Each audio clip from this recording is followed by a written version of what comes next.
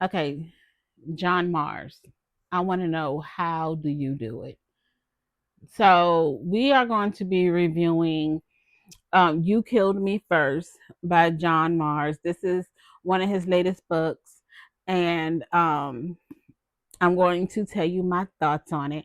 But first, I want you to like and subscribe to my channel. So we're just going to give you a little bit of a minute to go do that. Then we're going to go over You Killed Me First. There's 1,000 of you. I said, together.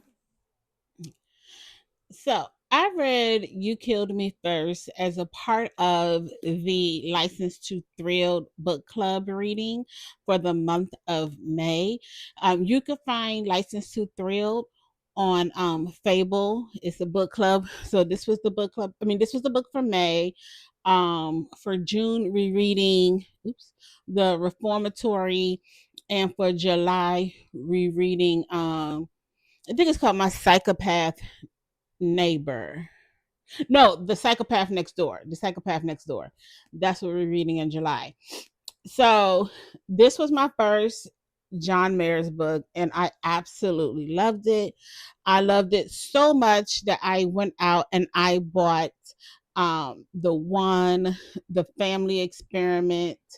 I already, when I bought this one, I already bought What Lies Between Us, and then there's a couple of more of his other books I want to read, but they are on um Kindle Unlimited, so I'm just gonna read them there. I'm trying to get back used to reading a Kindle and stuff, because I have a lot of physical books that is over here on my floor. I don't even have a bookshelf yet. So yeah, it's a situation here. But so You Killed Me First follows three women who live in a neighborhood, Liv, Margot, and Anna. I was about to call her Annie. So Margot is a faded TV star. Anna, um, Anna is her long suffering friend, and she watches as glamorous Liv and her flawless family move in onto their street.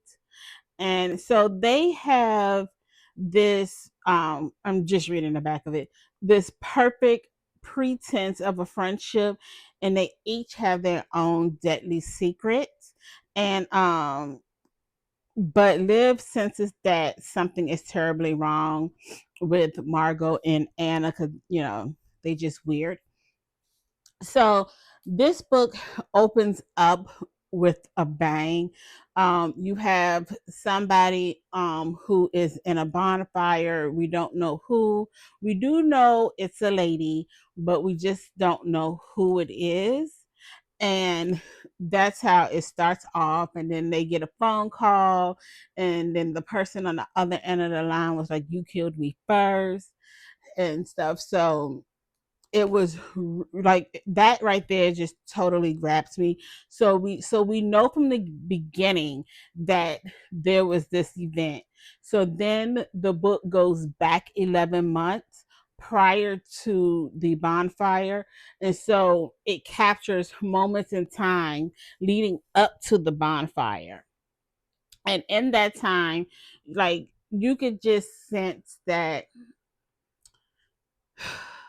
to me, Margot and Liv were like bitchy, but like Margot was just a bitch just to be a bitch. And Liv, to me, Liv was only that way to Margot, but not Anna.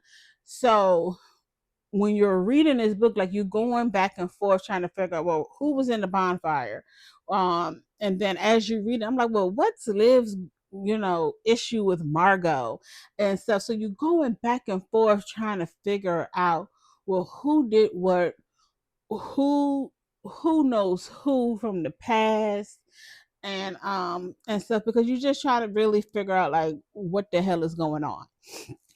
But it was so good. I'm trying to figure out, because this is like my first review, and I really don't want to give it away for you guys if you're going to try this out. but it was so good. It kept you on your toes the entire time. Ooh, the sun is like really bright. It kept you up on your toes the entire time. And oh, let me see. I have to. And the sun's coming down. It's like what 5 o'clock in the evening here. So hold on here. I don't. Okay, hold on, because I got like stuff everywhere. Let me fix this. Okay, I fixed it. I had to readjust my blinds. But it was a good time the whole way through. And let me tell you something. The ending, the epilogue was, oh my God. It was just like that ending was like, what the hell? Are you kidding me? And I mean, I still got like one question and stuff, but that's like outstanding, but I don't think it really matters. Um and stuff, and so I'm not that concerned about it. But this was really, really, really good. Um you for the characters for each three, so each the story is told by each of the three characters, and then we have four other characters who each have one chapter apiece. So, and that kind of gives you clues along the way. Um and stuff. So you can say it's what, like seven people, but it's mainly Margot, Liv, and Anna that's telling the story. And no, they are all morally gray. Just as you think that there is somebody to root for, you find a reason not to root for them. So, so yeah, I think the pacing was great. It kept me on my feet. I couldn't, like, I hated going to bed at night because I really wanted to read this, and I'm not a fast reader. So, so it took me about 2 weeks to read this book. Um, just because I have to go to bed early because I wake up really early for work, and but I did read a lot of this at work. So like in the mornings I read with the audiobook. So I would listen to the audiobook for about an hour, then like on my lunch break I'll read the book while listening to the audio. And the audio makes it so much worth it. I found myself um reading like I was a British woman. And so, but that's whenever I listen to audiobooks that have in the narrator has a British accent, I find myself reading in a British accent. I know it's weird, but it's just what it is. But yeah, so I would definitely say if you've never read John Mars, or if you've never read You Killed Me First, it is really worth the read. You will not be disappointed, especially if you love mystery thrillers.